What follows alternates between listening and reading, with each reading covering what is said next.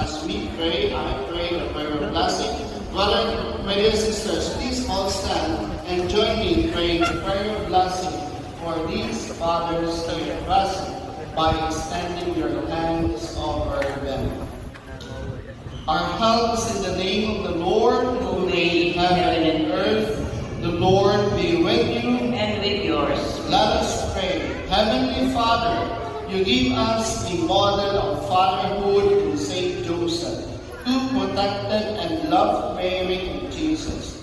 He responded quickly and faithfully to your promptings. We give you thanks for our fathers and for all the protections and love they give to us. Grant them the same courage and perseverance you gave to Saint Joseph when he faced adversity and uncertainty.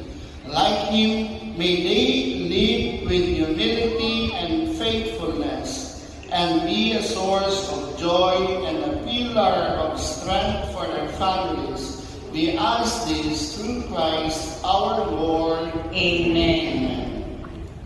Pag nawirikan po, magpamukas ka mo.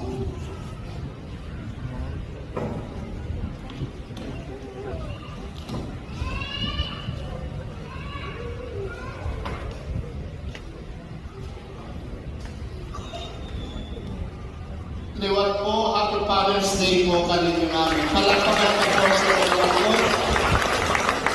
Hindi nyo na po magkalikot kami final lesson na ako. The Lord be with you. And with yours. And may Almighty God bless you all, the Father, the Son, and the Holy Spirit. Amen. The Mass is ended. Go in peace. Thanks be to God.